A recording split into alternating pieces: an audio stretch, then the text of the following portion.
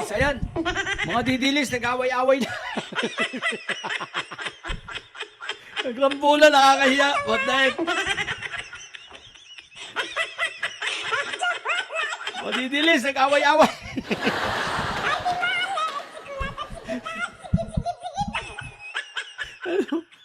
Ang tapang.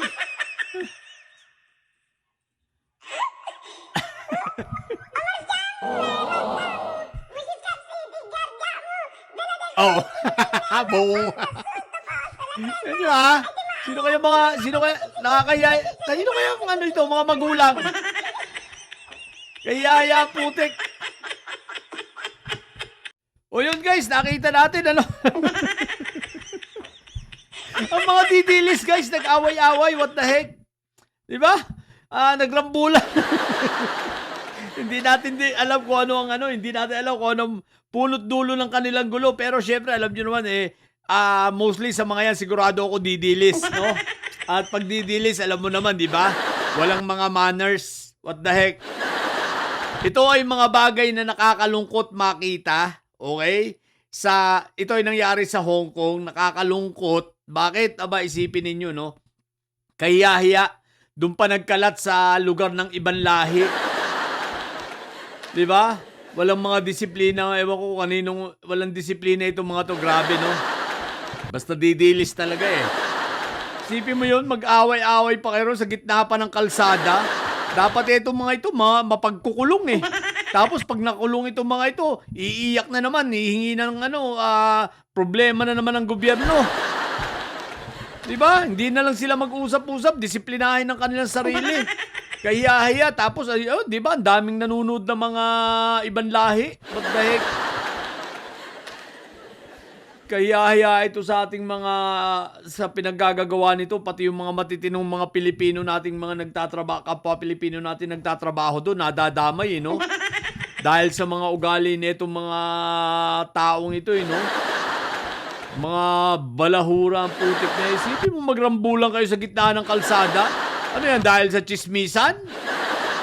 Mga didilis talagang ito. Sigurado ako didilis yan mga yan. Walang kaduda-duda. Bakit? Didilis lang ang may ugaling ganyan. Diba? Yung mga balahurang ganyan klase, didilis lang yan. Tingnan mo kahit sa mga comment section, basta didilis yan.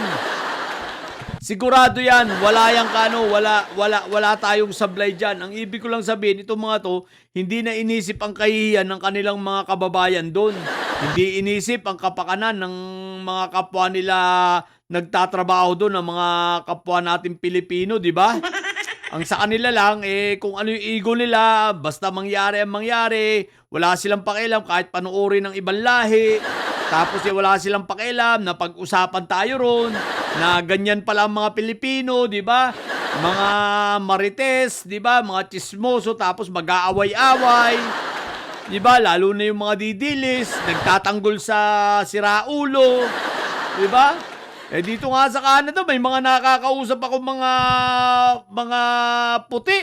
Aba, sa trabaho ko, sabi nila, nagtatanong sila kung bakit daw yung ibang mga Filipinos ay napaka-stupid raw.